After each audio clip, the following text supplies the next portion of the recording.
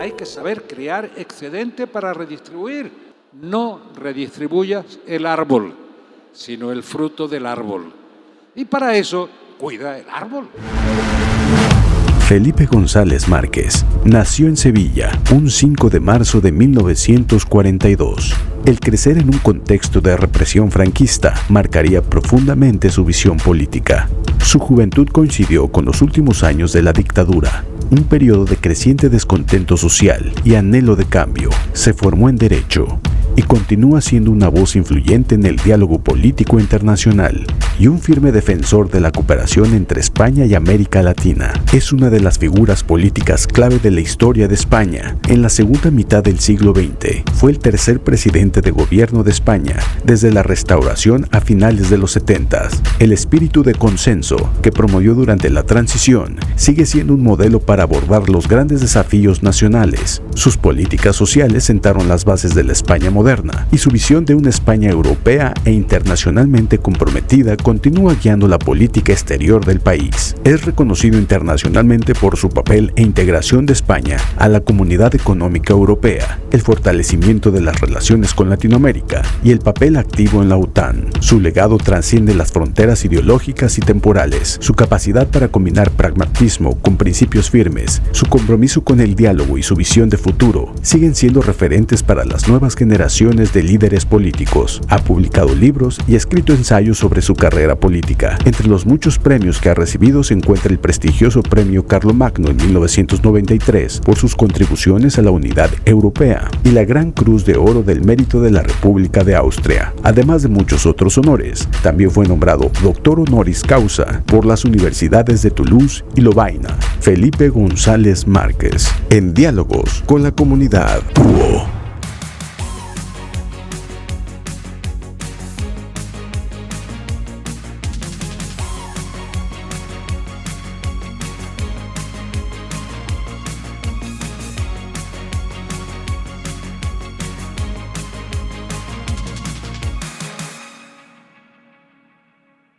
Bienvenidos a este nuevo diálogo de la comunidad olmeca y queremos aprovechar, hoy es un programa especial. Mi compañero Julio Zapata ha diseñado algo que me parece que era importante porque quienes estuvimos ese día, el 18 de febrero pasado, aquí en el auditorio que lleva el nombre del licenciado David Gustavo Gutiérrez Ruiz, quedaron muy sorprendidos por todas las respuestas, por todos los planteamientos, pero sobre todo por la capacidad que Felipe González Márquez, expresidente del gobierno español, mostró a lo largo de esa casi hora y media en la que tuvimos la posibilidad de platicar él y su servidor en este conversatorio que resulta muy importante. Y lo que queremos hoy es compartirles esta idea de que replanteemos algunos elementos para que reforcemos algunos de los temas que Felipe González comentó. Entonces, por eso consideramos que es importante y muy necesario que la Universidad Olmeca, que hizo este esfuerzo gracias a la presidenta de la Junta de Gobierno, la profesora Graciela Trujillo, de lograr que Felipe González Márquez viniera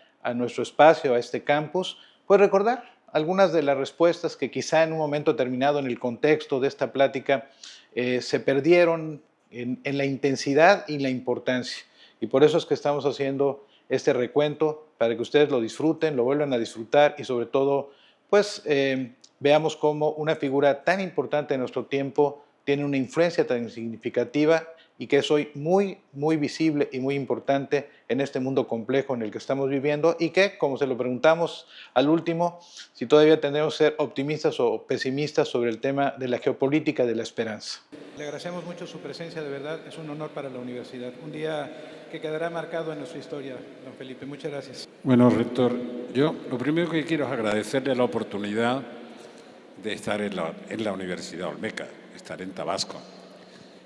Olmeca tiene demasiadas remembranzas culturales, civilizatorias, y el hecho de haber fundado aquí una universidad es una apuesta de verdad de futuro. He visto algunas de sus obras apostando por el futuro, que no está de moda. Ahora no hay nadie que apueste por el futuro. Al presidente Felipe González Márquez le preguntamos dónde nació, cuáles fueron sus primeros componentes y luego, sobre todo, esta definición entre filosofía y derecho. ¿Qué nos contestó Felipe González sobre esta pregunta en particular? Yo tuve una infancia en un barrio periférico de Sevilla, no voy a hacer muchos recuerdos de eso, en un barrio periférico con una composición muy especial. El barrio estaba sin urbanizar, era un barrio, digamos, de acogida de muchos de los represaliados de la guerra civil, y, bueno, que no podían volver a sus pueblos, etc. Por tanto, el ambiente ya condicionaba la propia actitud que uno pudiera tener. Pero nunca pensé hacer una carrera política. Es más, quiero que sepan, es contradictorio con lo que se dice, que yo me matriculé en la Facultad de Filosofía y Letras, porque quería hacer filosofía pura. Y además de hacer filosofía pura, a mí me gustaba el campo. Cuando digo, me gustaba y me gusta. Cuando digo eso, algunos piensan que es una contradicción. No, la filosofía y el campo están unidos. No, es imposible pensar en los grandes filósofos de la humanidad sin el vínculo con la tierra. ¿Qué era lo que no podías? Cambié a Derecho.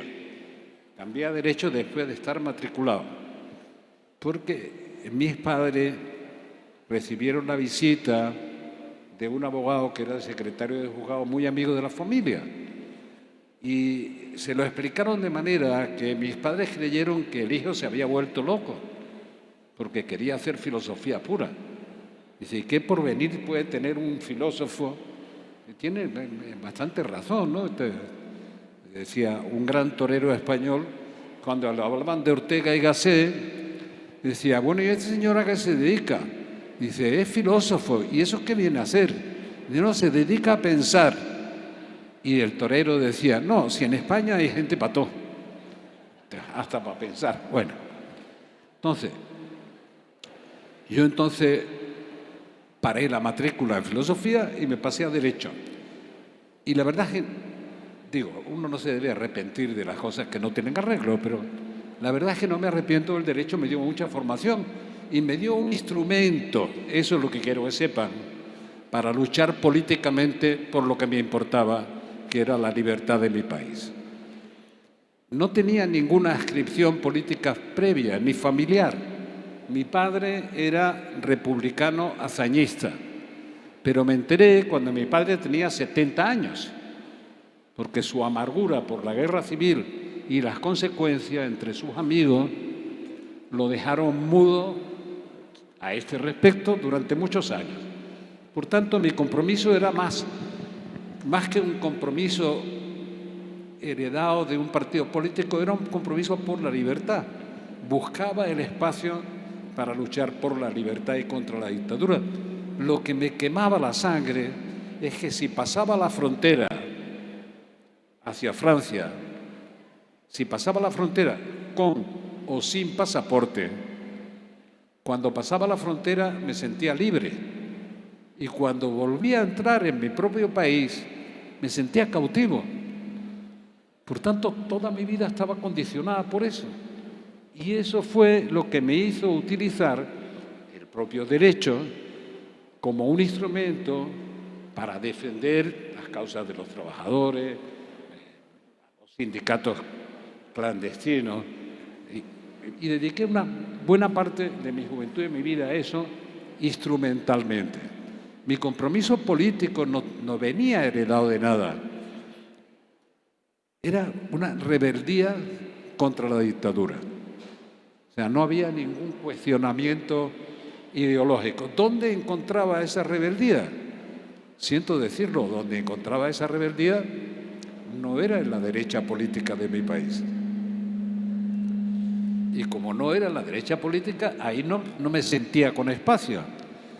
Tampoco quería comprometerme, aunque tenía muchos amigos, con el Partido Comunista, porque yo estaba contra la dictadura. No contra el color de la dictadura, sino contra la dictadura. Y me daba igual que fuera una dictadura con nombre A o con nombre B. Lo que algunos dicen ahora, Venezuela es una dictadura, sí, Es una dictadura arbitraria, es decir, es una tiranía. ¿Pero es una dictadura de izquierda? No. No hay dictaduras de izquierda o de derecha, hay dictaduras. Entre Hitler y Stalin, uno no se puede quedar ni con Hitler ni con Stalin. Por tanto, uno tiene que estar en contra de los regímenes dictatoriales, arbitrarios, totalitarios. Y esa ha sido mi hoja de ruta siempre.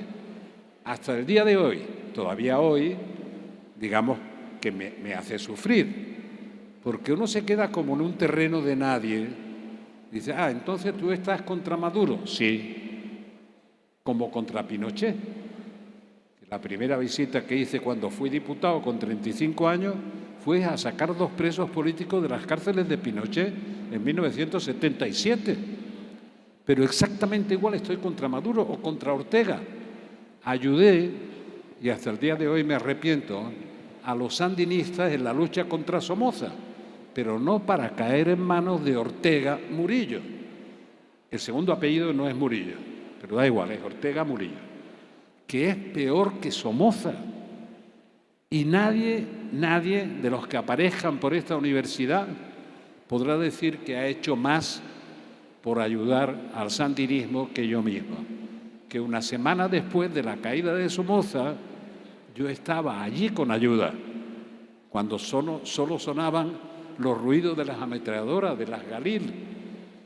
Había toque de queda y todos estábamos en esa situación. Bueno, eso explica mi compromiso de lucha contra el franquismo. Ahora están conmemorando, el gobierno ha decidido, 50 años de la muerte de Franco, que identifican con el comienzo de la libertad.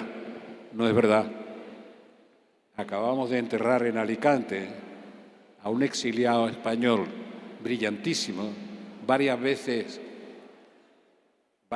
nominado para premio Nobel, como tantos exiliados españoles en México, que nunca quiso volver a España. Es un hombre de un nivel extraordinario de excelencia y nunca quiso volver porque no había vuelto la libertad, no porque tuviera un compromiso político con esto o con lo otro. Esos grandes hombres que han vivido en España y que México ha acogido a muchos de ellos. Y por cierto, también ha sacado provecho del inmenso talento que se exilió de España con la caída de la República, con sus errores, con la guerra civil y la dictadura. Por tanto, yo siempre he tenido un compromiso contra la dictadura y en favor de la libertad. La siguiente pregunta que le hicimos a Felipe González es cómo en un entorno tan complejo, esta dictadura muy compleja, dura de Francisco Franco, él se empezó a desarrollar. Ya escuchamos en el tema del derecho, pero no era fácil, era un contexto en donde los partidos políticos, obviamente los que eran de izquierda, no eran precisamente muy bien tomados en cuenta, y sobre todo nos platicara en esta transición después de la muerte de Franco en 1975, cuál fue su papel, qué hizo para que España pudiera transitar precisamente a esta transformación a favor de la democracia. Bueno, como los grandes pensadores de la historia de España, los intelectuales más valiosos, siempre pensaron que el lugar de España era Europa. En contra de los aislacionistas, en contra del nacionalismo irredento, siempre la apuesta era una apuesta por ser parte de Europa. Apuesta que yo compartía. Y compartía no tanto por razones económicas, que también podrían ser perfectamente justificadas, como por razones políticas. Yo recuerdo un eslogan de Fraga cuando era ministro de Información y Turismo en el régimen anterior, el régimen de Franco. Y él decía, el eslogan tenía cierto encanto, España es diferente. Yo decía, me gustaría que fuera igual que las democracias europeas, y no una dictadura donde no se puede respirar. Por tanto, la apuesta por Europa era coherente con una vocación de España que contradecía una visión de España de que África empezaba en los Pirineos. que eso ha pasado también muchas veces. Incluso hay un premio Nobel de Literatura muy conocido en México que hablaba de esa barca Pirineo que se separa y que España navega hacia América, que era su sitio. Bueno, por tanto, la vocación europea de España no la inventamos nosotros. Nosotros tenemos algunos, antes citaban algunos de los premios, de los pocos. Pues nosotros tenemos un premio Carlomagno cuando todavía no éramos una democracia y naturalmente era de un exiliado, que es el gran premio europeísta por definición. Bueno, entonces, decía, la vocación de España era Europa. Yo corregí, todavía me lo reprochan, yo corregí porque hice un referéndum sobre la OTAN. Hicimos una campaña para no entrar en la OTAN. Y una vez que estábamos dentro, me comprometí, algo que no le recomiendo a ningún político pragmático que haga, a hacer un referéndum para que los ciudadanos españoles decidieran si quería entrar o no, continuar o no en la OTAN. ¿Por qué digo que no se debe hacer? Papandreou lo prometió en Grecia, nunca lo hizo bien, porque no hay ni un solo pueblo que le pidas que vote por participar en un pacto militar. Lo mismo que no hay ni un solo pueblo que vote por hacer una guerra. Ahora, lo que no les gusta es perderlas. Votar por hacerlas no quieren, pero lo que de verdad duele es perder las guerras. Por tanto, eso no es un referéndum que se deba hacer. Y sin embargo, yo tenía el compromiso de hacerlo y lo hice. Y estuve a punto de perderlo. Me hubiera ahorrado solo 14 años de gobierno, 13 años de gobierno, porque es muy pronto cuando hice el referéndum. Y hubiera salido antes. Hay una de las cosas intimistas que en un ambiente de universidad y de Universidad Olmeca tal vez pueda decir, yo no he tenido nunca vocación de poder, pero sí vocación política. Y eso es una contradicción, porque quien quiere hacer política, pero no tiene vocación de poder, renuncia al instrumento de transformación que está en sus manos, que es el poder. Pero es verdad que yo he vivido esa contradicción. Por eso siempre he tenido un pie en el estribo. Nunca he dimitido, nunca. He cumplido siempre mi mandato, el que fuera, nunca dimití. Una vez que he cumplido mi mandato, como fue en la última ocasión, ya sí tomo la decisión con libertad. Y yo estaba en una discusión con Fidel Castro tremenda, que fue al final de mi mandato. Lo decía, digo, aprovecha y firma el acuerdo con la Unión Europea. Recuerden, noviembre del 95, en Bariloche, en Argentina. Le estaba diciendo en una parte a Fidel Castro, puedes hacer un acuerdo con la Unión Europea como el de Vietnam. Y lo estropeó. Ya tenía hecho un dictamen del Consejo de Estado francés que le pedía al gobierno, lo mismo que se había pedido a Vietnam, que desapareciera el delito contra la revolución. Ese era el punto. Era excepcional la relación con Vietnam. Raúl Castro ha seguido buscando ese camino después de la muerte de Fidel, pero se interrumpió. Y en la conversación yo le decía, mira Fidel, este es el último encuentro y la última oportunidad que vamos a tener, porque en marzo hay elecciones y yo voy a perder esas elecciones. Dice, ¿por qué sabe que vas a perderlas? Digo, porque hasta yo estoy harto de mí mismo, los españoles, lo lógico es que también lo estén. Llevo 13 años y medio en el poder, ganando todas las elecciones. Dice, ¿tú crees que yo no estoy harto? Digo, seguramente estás harto, seguramente. Pero es que yo me sacrifico por Cuba. Digo, haz lo mismo. Pregúntale a los cubanos a ver si ellos quieren que te sigas sacrificando por Cuba. Porque a lo mejor te dicen que no. Y te vienes de vacaciones a España y los dejas tranquilos. Obviamente no lo hizo. Felipe González, con muy buen tino y además con buen humor, nos recordó mucho a ese literato tan importante mexicano, Juan Rulfo, que tuvo una influencia significativa en otros pensadores latinoamericanos, entre ellos, obviamente, García Márquez, en este mágico esquema de la definición, y que nos permitió recordar mucho a nuestro muy querido y siempre recordado rector Lácides García Delle, ¿no? Que era un lector asiduo de estos autores, Juan Rulfo, García Márquez, etc. ¿Qué significaba este cambio para el contexto geopolítico, este cambio de nombre del Golfo de México? Me asombra la obra del rector, porque él es optimista.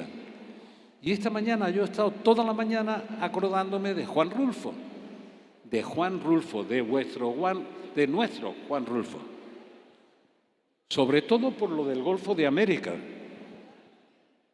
que no hay que pelearse con Google para que le cambie el nombre, le tienen que poner el nombre de Golfo de Trump, no de América, de Trump, porque eso es lo que lo define mejor que nada.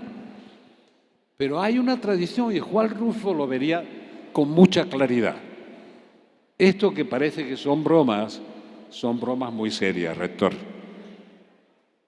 Para Trump, que sea el Golfo de América, tiene una cierta coherencia con su carácter.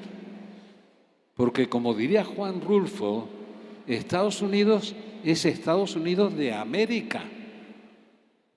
Juan Rulfo lo decía con una idea tremenda, ¿no? Decía, ¿qué se puede esperar, decía él, de un país? Eso no es justo, pero lo repito como Juan Rulfo, que para no tiene ni nombre, porque Estados Unidos de América, América somos todos. ¿Estados Unidos qué es como nombre? Decía. Bueno, ahí lo tiene en Google, el Golfo de América, que no es el Golfo de América, que es el de Trump. Felipe González, que tiene una larga y muy arraigada experiencia sobre América Latina y en particular sobre el contexto mesoamericano. Por cierto, tuvo la oportunidad, después de estar con nosotros en la universidad, de regresar a Palenque, este lugar maravilloso de esta vinculación de la cultura olmeca maya, y nos decía, ustedes no pueden estar en el contexto del pesimismo porque son parte de una cultura fundamental, que es la cultura olmeca. ¿Qué planteó Felipe González en este conversatorio sobre la muy importante, la madre de todas las culturas mesoamericanas, la cultura olmeca? Vamos a ver. Rector, yo agradezco que haya gente optimista frente al futuro. No debería haber razones para el pesimismo. Esta universidad es una apuesta por el futuro optimista. Esta.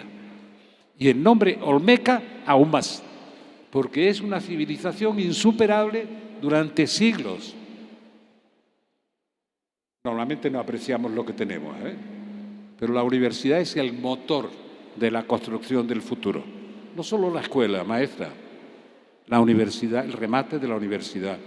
Y esta universidad ya está cuajando, donde nadie pensaba que iba a cuajar la universidad, en Tabasco.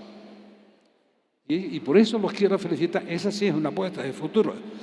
¿Qué nos dijo Felipe González sobre este contexto de la geopolítica, en este pesimismo que lamentablemente deriva de lo que hoy estamos viendo? ¿Cuál va a ser el papel de Rusia, de Estados Unidos? Y sobre todo, nos alentó, China puede ser el vencedor de este contexto, de esta guerra comercial que se está generando y que se ha acrecentado, sobre todo a partir de esta implementación de aranceles impuestos por el gobierno de Donald Trump en Estados Unidos. ¿Por qué me asombra que los libros que veo que está publicando son optimistas?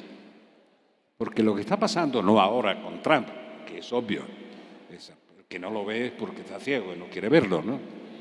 Lo que está pasando en el mundo en los últimos años es que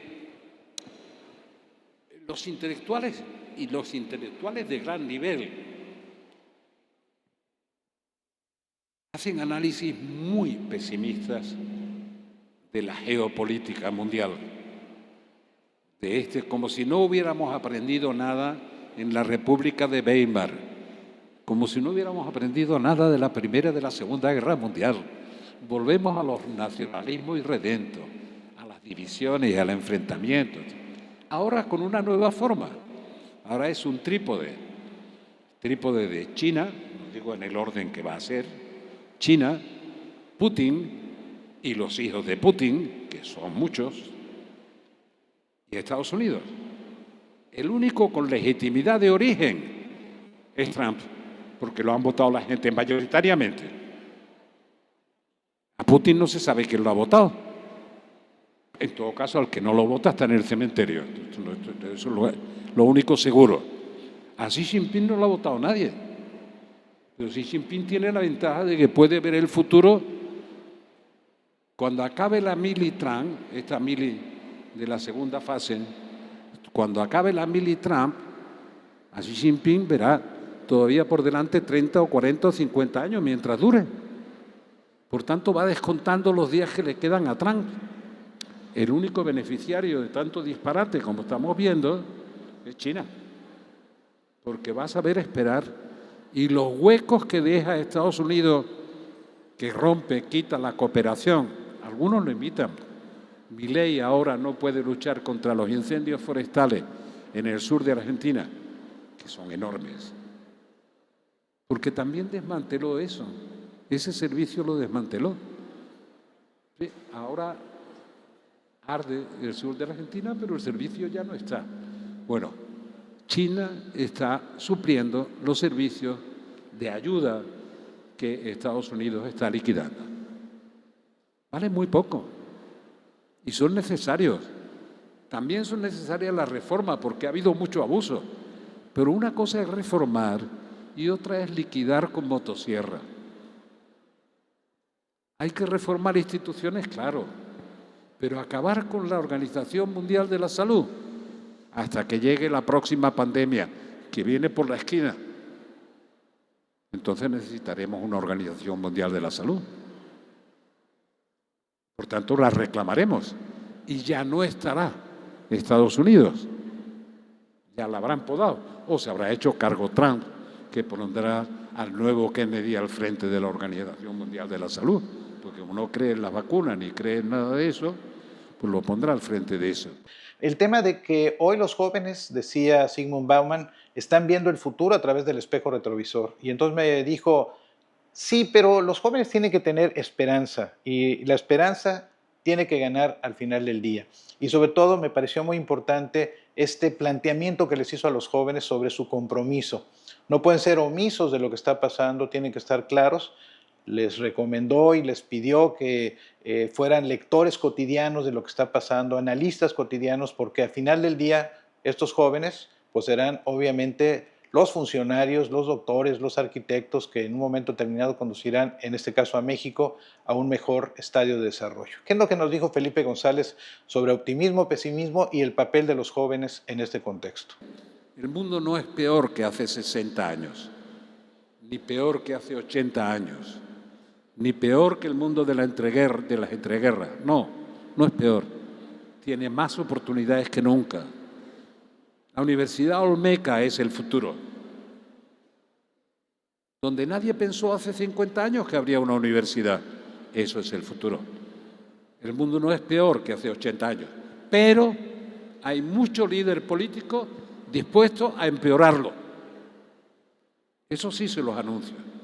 Si es que son líderes políticos o son simples mercaderes del poder, que hay muchos, ¿eh? Si el poder se convierte en una mercancía, dice, ¿cuánto aprieto para quedarme con lo suyo? Por eso me acuerdo de Juan Rulfo, el Golfo de América, Estados Unidos de América. Esta parte ya no es América, esta no es ni siquiera América del Norte. Para algunos ignorantes, que además son senadores, no crean que solo la gente del vulgo, ¿no? No se considera a México como parte de Norteamérica.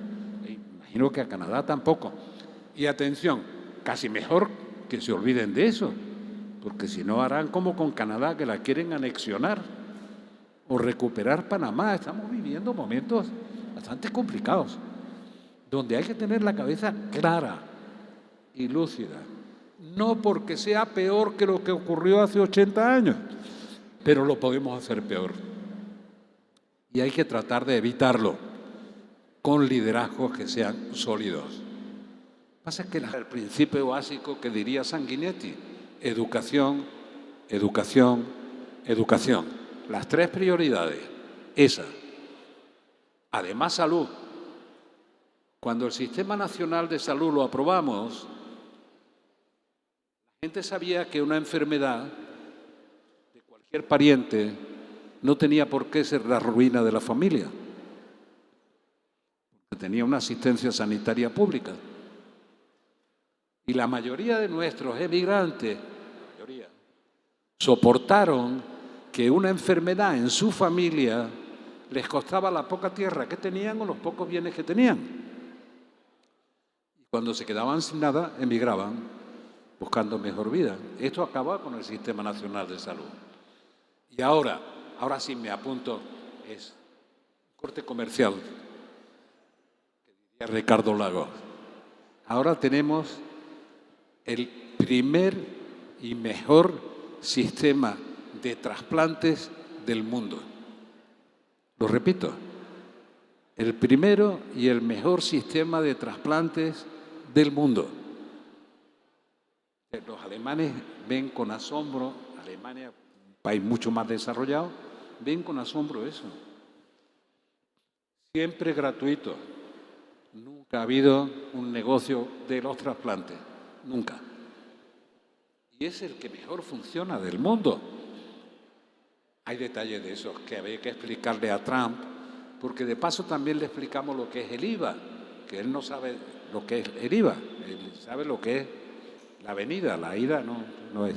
Entonces, nosotros tenemos varios miles de ciudadanos de Estados Unidos de clase media con residencia en la costa española, porque tienen un hijo que tiene necesidad de hacerse diálisis, por ejemplo, es uno de los casos más frecuentes, y no tienen recursos suficientes para hacerse pagar la diálisis en Estados Unidos. Y saben que teniendo residencia en la costa española, la diálisis de los hijos que la necesitan es gratuita. Digo, no me quejo, me siento orgulloso de eso. No me quejo de que algunos hagan eso, esa excursión, porque tengo una mirada abierta. Pero a los estudiantes les digo, por Dios, no lloréis por la democracia cuando la perdáis. En América Latina ha retrocedido enormemente, enormemente. Hay unos pocos salvadores de la patria, incluso algunos que han sido amigos míos, que alquilan prisiones. No entren nunca por ese camino. Mantengan la dignidad de la persona humana por encima de sus aficiones. En México, he dicho, cuando me han preguntado en México, hay unas cosas muy divertidas. Mi relación con México es muy especial. Cuando gané las elecciones por mayoría absoluta en España, en el 82, había hecho más horas de televisión en México que en España. Tenía un largo recorrido. Y me preguntaban por los temas de seguridad. Son bastante actuales, ¿verdad?, los temas de seguridad. No solo de entonces, de ahora. Y algo que no me entendían suficientemente. La seguridad es hermana siamesa de la libertad. Uno no se siente libre si no se siente seguro. Pero puede sentirse seguro y no libre. Y no libre. Es la seguridad de los cementerios. No aspiramos a eso. Aspiramos a ser sociedades libres y seguras. No seguras y libres, libres y seguras. Y los dirigentes políticos, algunos los conozco bien de verdad, que sacrifican la libertad con ciudadanos muy cansados, enarbolando la bandera de la seguridad, terminarán perdiendo la libertad, que ya la han perdido, y la seguridad. Bueno, pues muchas gracias por estar con nosotros en este nuevo diálogo con la comunidad de la Universidad Olmeca. Quisimos hacer, esto es una iniciativa de mi compañero Julio Zapata, que está ahí detrás de esa cámara que están ustedes, en donde están viendo, quisiéramos no un resumen, pero sí un componente en donde pudiéramos ubicar de manera muy particular en preguntas concretas lo que Felipe González nos regaló ese 18 de febrero pasado.